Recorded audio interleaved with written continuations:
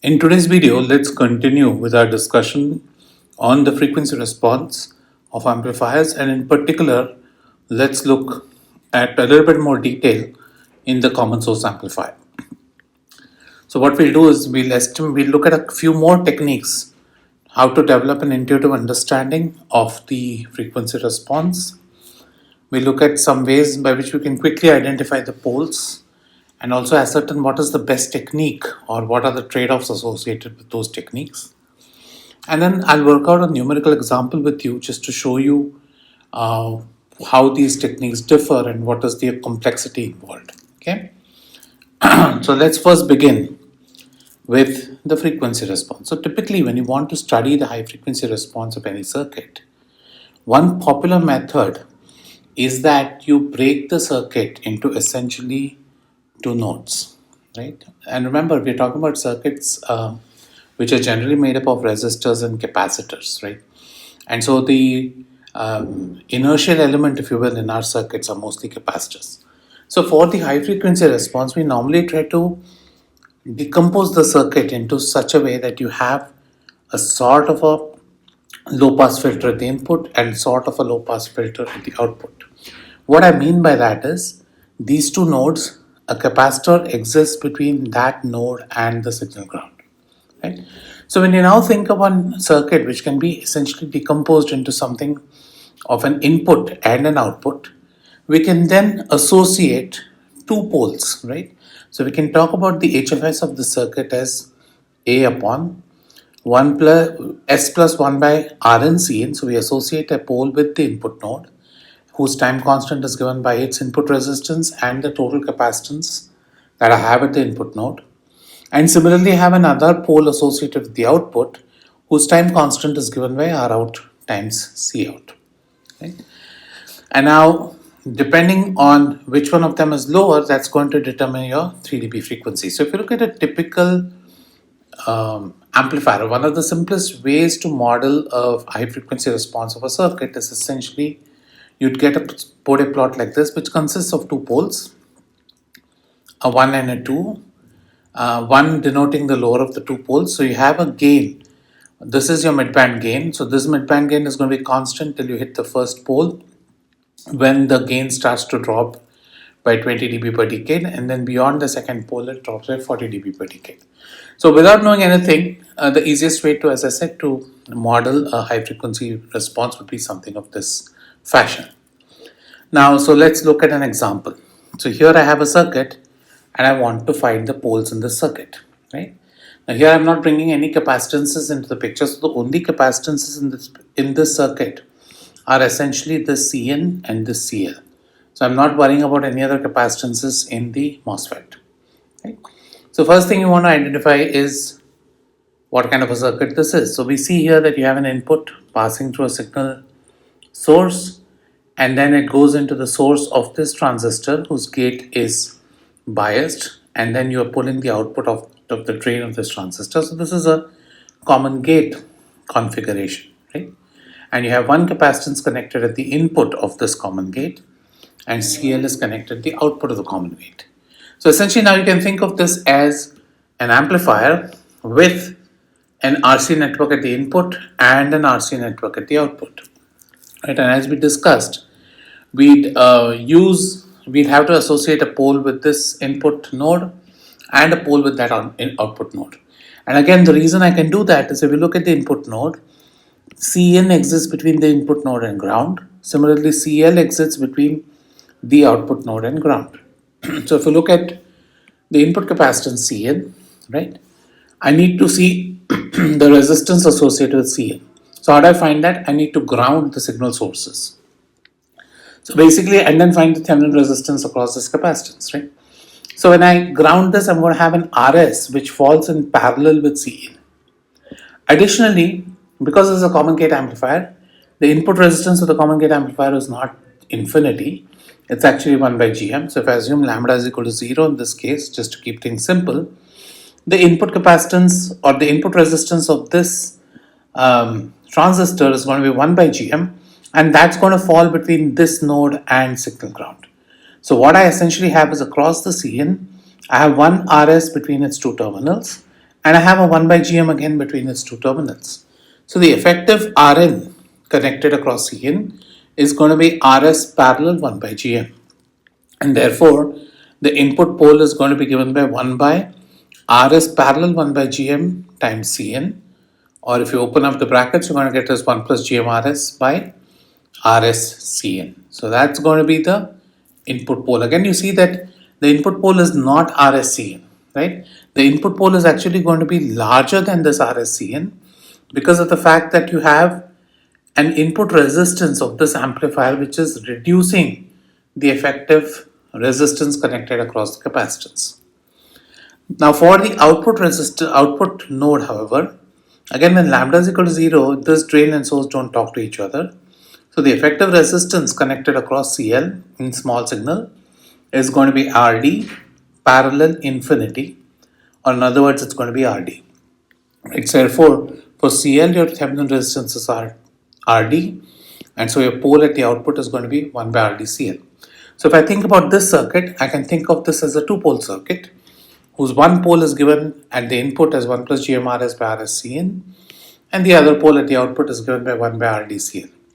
Right? So now depending on what these magnitudes turn out to be, you can plot the Bode plot of the specific circuit. Now, when we looked at this modeling of a circuit as two input and an input pole and output pole, and particular thing you need to keep in mind is that the capacitors are connected between the input node and signal ground. Right? So now what happens, suppose you have a component that cannot be built to the input output because it's not connected from the input node to the ground or the output node to the ground. Rather, it's connected, say, between the input and the output nodes. So there we employ a very famous and very useful theorem which is known as the Miller's theorem. And how does it work? So what I have is, consider I have a circuit like this with some impedance that is connected between two nodes 1 and 2. And let's say the nodes have voltages V1 and V2.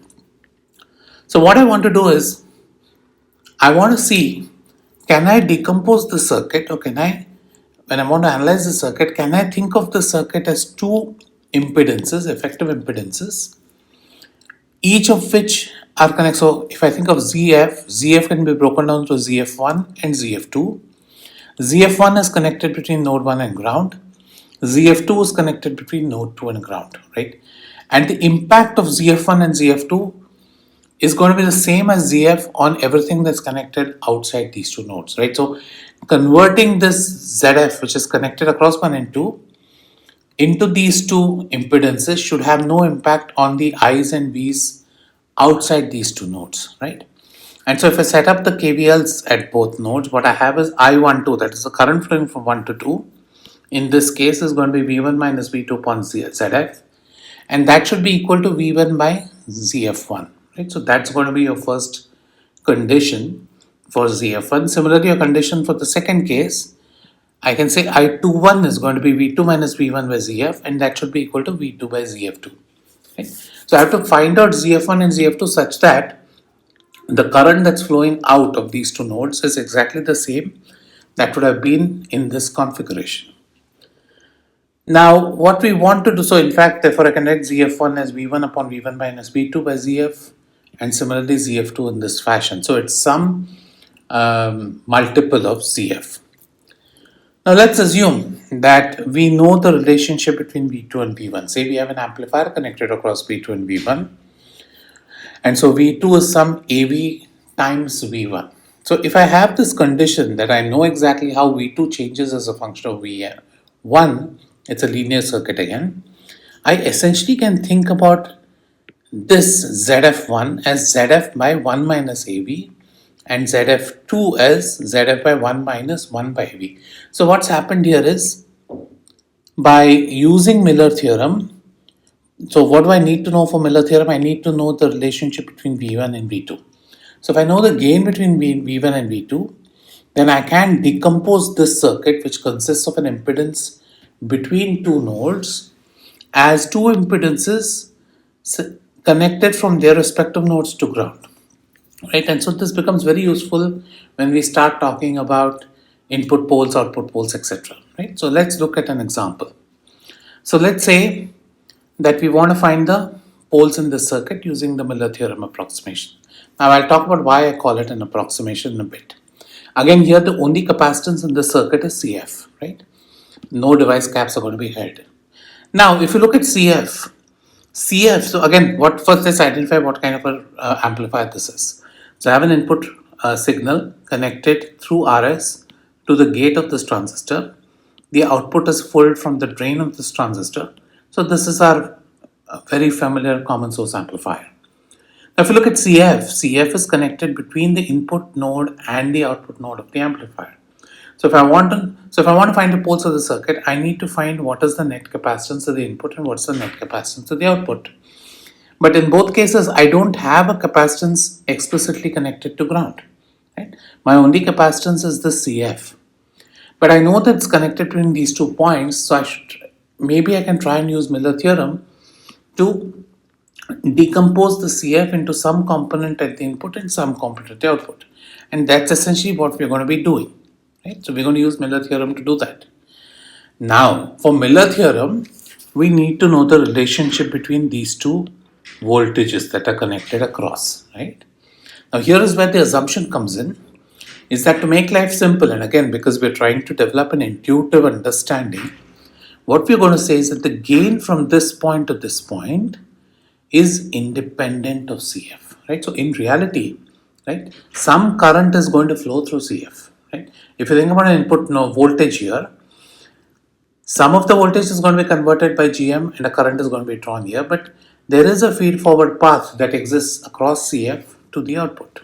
And then therefore, it is possible that these two nodes are not necessarily related to the small signal gain, but the gain might be different. But what we're going to make an assumption here is that the gain between these 2 points is essentially independent of CF, right?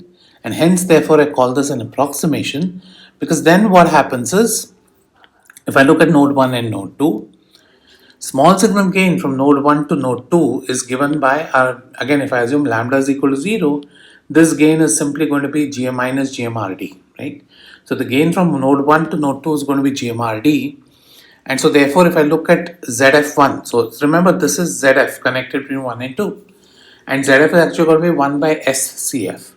So if I want to transform that to node 1, ZF1 is going to be ZF by 1 minus AV, right? And ZF1 is going to be 1 by, so basically 1 by SCF divided by 1 minus GMRD. The gain is going to be minus GMRD out of phase, which gives you ZF1 as SCF into 1 plus GMRD. Or in other words, CF transforms to the input node as a capacitance that is greater than CF. And how much greater? It is greater by the small signal gain of the circuit, right? So what's going to happen is if you've connected 1 femtofarad here, that 1 femtofarad is going to translate itself into some higher capacitance between node 1 and ground, right?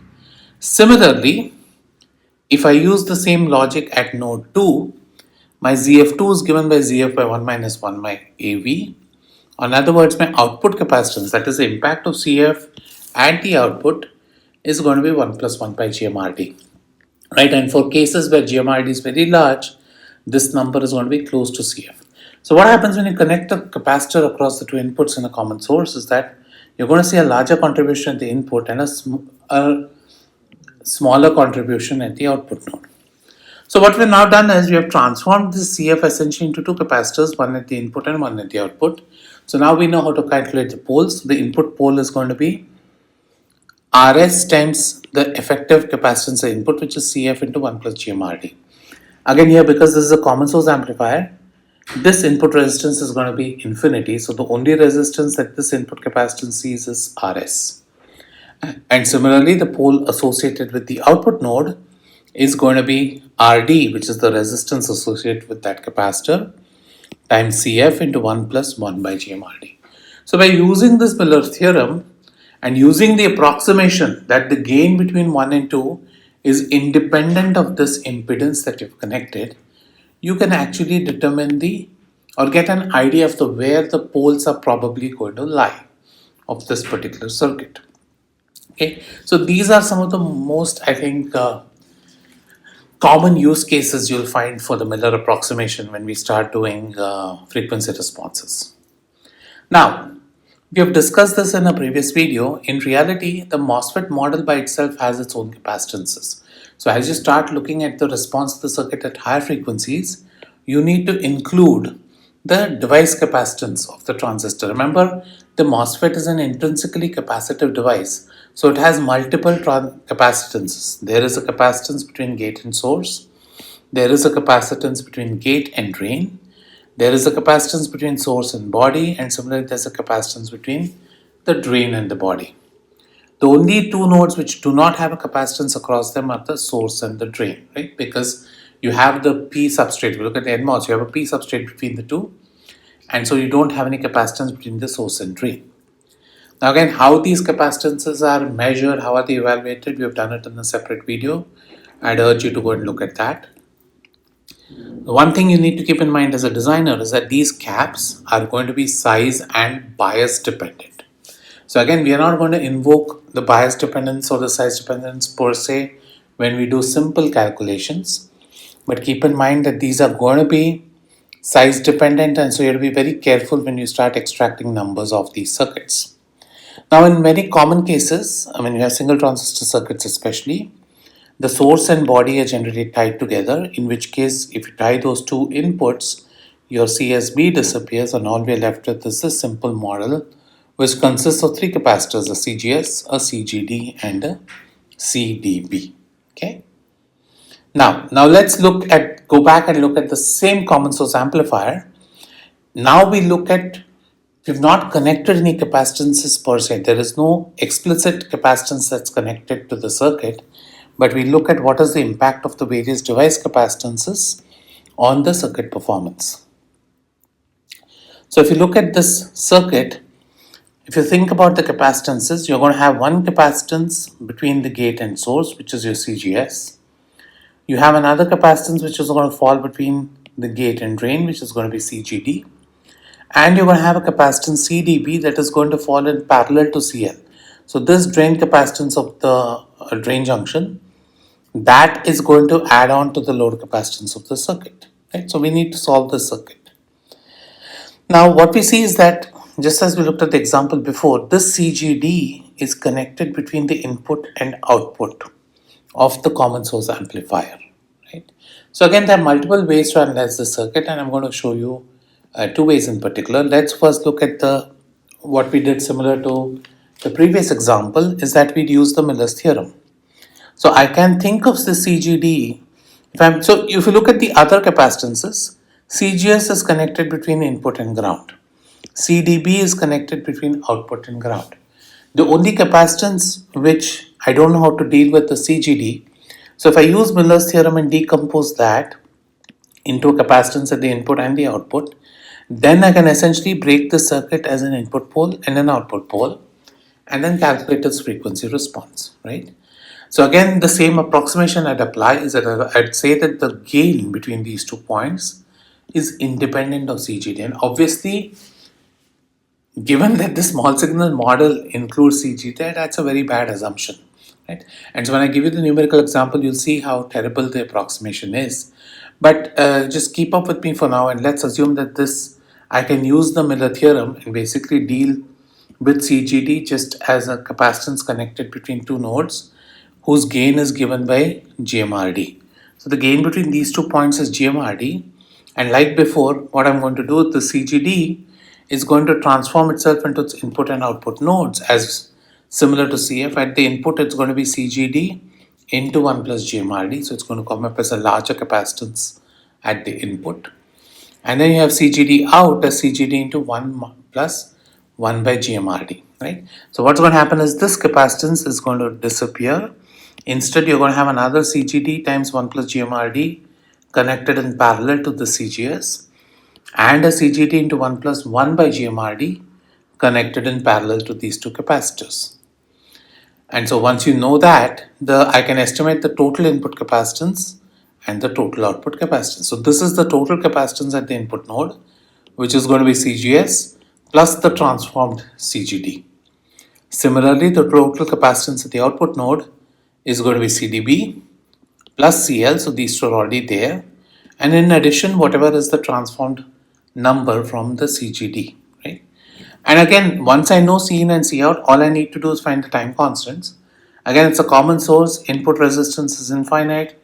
So for the input pole, I just have Rs, for the output pole, I just have Rd. And so therefore I get my input pole as 1 by Rs into C in, and my output pole as 1 by Rd into C out, where C in and C out are respectively the capacitances that we calculated using the Miller's theorem.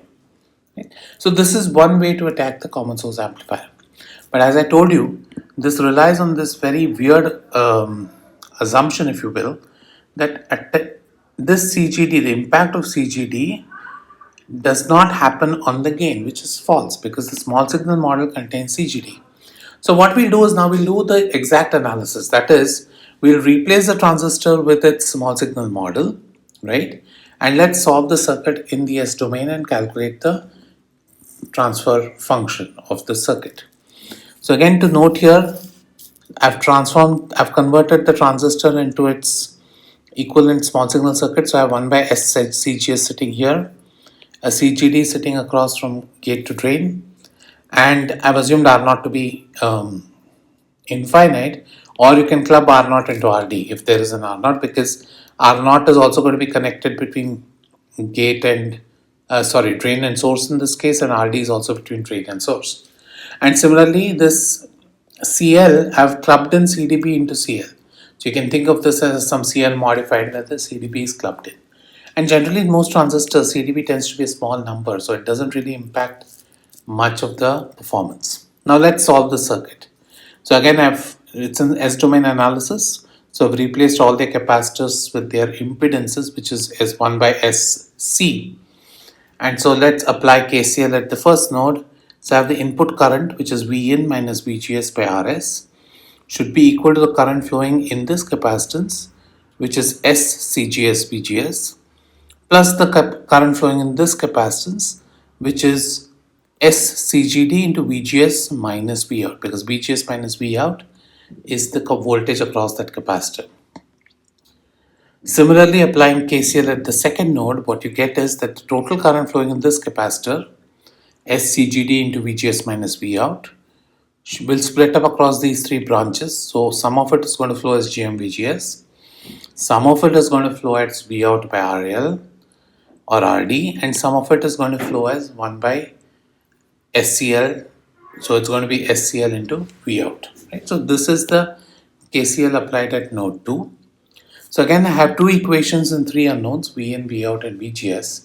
So I need to eliminate VGS and find the relationship between Vin and Vout. Right? So if I eliminate VGS from the first equation, I get Vin as VGS into 1 plus SRS CGS plus SRS CGD minus SRS CGD Vout.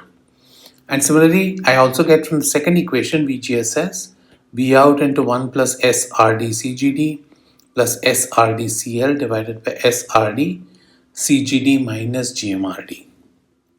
Now, I have two equations. I need to eliminate VGS from these two equations. And so when I do that, I get this very complicated relationship, which it's not difficult to remember. But what you get is Vout by Vin is a numerator, which is a single order polynomial. So it's SRD CGD minus GMRD divided by a second degree polynomial in the denominator, which is 1 plus S into RS CGS plus RS CGD into 1 plus GMRD. So this is your Miller component.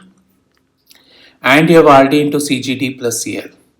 And similarly, you have S squared as RDRS into CGD CGS, CGD CL, CGS CL. Right? So that's your exact or accurate transfer function for the circuit. So what you see is interesting. So first thing is you see that there is a right hand pole 0, and the right hand 0, that is the place at which the numerator goes to 0, is given by GM upon CGS. Additionally, you have a denominator which is the second order second degree polynomial, which means that you're going to have two poles. And how do you find the pole frequency? You find the pole frequency by finding the roots of this denominator polynomial. Right? Now, one thing to note is typically the magnitude of the 0 tends to be much larger than the pole frequencies. We'll come later to this. This is a very special frequency in the circuit. right? And what you see therefore is, if you look at a typical Bode plot for the common source amplifier, it looks something like this. The gain at high frequency, you have two poles and a zero. So you have the first pole, when the gain hits the first pole, it starts dropping by minus 20 per decade. The second pole crosses it to again fall by minus 40. And then once it hits the zero, the fall in the gain again goes back to minus 20 per dB per decade. Again, how this impacts stability, etc., will be done in later videos. Now, another important approximations which we use a lot, especially when you have complicated circuits, is known as the dominant pole approximation. So let's assume for now that we have this h of s, which is in the generic fashion consists of an m-order polynomial at the top and an n-order polynomial in the denominator. And ideally we want this denominator to have a higher degree so that the system is stable. Now, the denominator has n roots. I mean, they can be real, complex, whatever. If you look at from basic algebra, you know that the coefficient of the first order of s, or the first degree of s, is the sum of all the roots of the equation, right? And so a1 I can write it as sum of I to 1 to n, because the polynomial is an nth degree polynomial, of all the roots of this equation, which is 1 by omega pi, right? And so if you think about a real system, many a times what happens is one of these poles dominates. What I mean by that is, one of these poles is much smaller. The pole frequency is much smaller than all the other pole frequencies. And now obviously the smaller is an engineering judgment we make. So it's typically an order of magnitude or 2 orders of magnitude different from the rest of the poles, right? And so when that happens, the 3 dB frequency, which is again I told you one of the important frequencies of system. Just to recall, 3 dB frequency is the frequency at which the gain drops by 1 by root 2, or the power in the output signal drops by half. So in that, for the 3 dB frequency, we see that knowing that pole is good enough to estimate the 3 dB frequency of the circuit, right? And so that case, that pole is known as the dominant pole. And how do we compute that is, if you assume that one of the omegas is going to be much smaller than the rest, then essentially what I say is that there is one particular omega p, which is omega pd, which is much larger than all the other omega pi's. And so I can approximate the ratio. So this a1 can be approximated as 1 by omega pd. So if I think about it from a dominant pole, the dominant pole can be estimated directly once you know this denominator polynomial. The inverse of the coefficient of s is going to give you your dominant pole. And again, how to estimate a1? A1 again is the sum of all the time. Remember, 1 by omega is nothing but the time constant, right? So a1 can be quickly estimated by estimating all the time constants with the various capacitors in the circuit and summing up the time constant. So you don't really have to do this analysis, or you don't have to find the actual transfer function. If you assume that we want to only obsess with the dominant pole, all you do is find the time constants, open time constants of the system, sum up all the time constants, and the ratio of that is essentially going to give you your dominant pole, or the reciprocal of that is going to give you your dominant pole. Now let's look at a quick example to illustrate these points. So let's just put some numbers in this as common source circuit with an RD of 1.75 and RS of 225. I've assumed some GM, lambda 0, CGS, CGD are all given, right? So if I use the Miller theorem approximation, first thing what I do in that case is find the gain of the amplifier, which is minus GMRD, which in this case works out to 14 volt per volt. And so therefore CGD transforms itself into something at the input, something at the output. The input transformation is 1 plus GMRD, so 1 plus 14 into the value of CGD, which is 80. So this 80 transforms to 1200 femtofarad at the input. So the total capacitance at the input node now becomes CGS, which is 200 femtofarad, plus this 1200 coming from CGD, which is 1400 femtofarad. And so the frequency associated with the input pole is going to be 1 by RSCN. RS is 225 ohms, so 1 by 225. And again, this should read 1400. which works out to 3.17 into 10 power 9 rads per second, or 504 megahertz. Similarly, CGT transforms to the output as 1 plus 1 by 14 into 80, which is roughly 85 femtofarad. And so if you look at the total capacitance at the output node, it's going to be 200 plus 85.74, which is 285.74. And so the frequency associated with the output pole is given by this, which is 2 into 10 power 9 radians per second.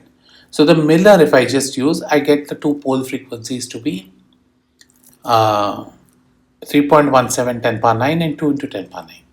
Now what you see here is that if I use the Miller, I don't get the 0, obviously, because the Miller is using time constant techniques and the 0 is not predicted using the Miller. The 0 comes about because of the feed forward path that one has from the input to the output. And so only the exact analysis is going to give you that. So the exact analysis, again, we just derived it previously in the video. This is the expression for the exact transfer function. I know all the numerical values, so I can substitute the numerical values to find this expression. So the right hand pole, so remember the common source amplifier has a right hand pole, and the right hand pole is GM by CGD, which works out to 10 power 11 rads. So as I told you, this is a very high frequency, roughly 15 gigahertz. If you look at the two values, you're going to get the expression. So A1, which is the coefficient of S, to be 8.05 into 10 power minus 10, and the coefficient of S squared to be 2.835 into 10 power minus 20. And so if you look at the roots of the denominator polynomial, they're given by minus b plus or minus b squared minus 4ac by 2a, which work out to 1.302 into 10 power 9 and 2.7 into 10 power 10. So you see that these poles are very different from the Miller, right? And obviously that is the problem, is that which one would I trust? I would trust these. These are going to be closer to reality just because we went with a full-blown analysis on this. So you see that the Miller grossly estimates the poles of the circuit, right? So while it's good to use the Miller to develop an intuitive understanding, for example, to understand how would a pole move, suppose a certain design parameter changed. If you want to actually get numbers for the frequencies, it's beneficial to use the exact analysis or the dominant pole analysis. Right? Now, if I use the dominant pole, again here I don't have to use open time constants because I already know the denominator, I just calculated that. And so therefore I can quickly say that the dominant pole is going to be determined by the ratio of this number. And so the dominant pole works out to 1.24, which is very close to what we estimated using the exact analysis. Right? So again, what you see here is that because the two poles in the exact analysis were apart by a order magnitude, the dominant pole approximation works well in this regard. So therefore you see that one of the poles, using dominant pole also, we are not very far off from the exact number. And so this is a second order polynomial. So therefore, if this is the sum of the roots, this is going to be the product of the roots. So knowing this to be the product of the roots, I can quickly find out the other pole to be 2.84 in 10 power 10. So you see here that the dominant pole approximation gets you numbers very close to the exact analysis. And that's happening because of the fact that there exists an order of magnitude difference between the two poles. So the system is determined solely by this dominant pole, right? Again, to keep in mind, the dominant pole analysis is not going to give you any information about the 0. So the information about 0 is going to come only from the exact analysis of the circuit. So again, to recall, the Miller's theorem provides an easy method to estimate poles. It's intuitive, it's very useful for intuitive understanding, but it is very inaccurate when you want to actually nail down the 3 dB frequencies. In that case, the exact technique works out well, but it is a cumbersome technique, right? And so what you want to use really ends up being a mixture of the two. In many cases, as I told you, because the capacitances itself are bias dependent, many times what happens is we don't want to spend a lot of time doing this. Rather, we want to quickly develop an intuitive understanding here, get our initial design parameters in, and then use simulations to estimate the 3 dB frequency of the circuit.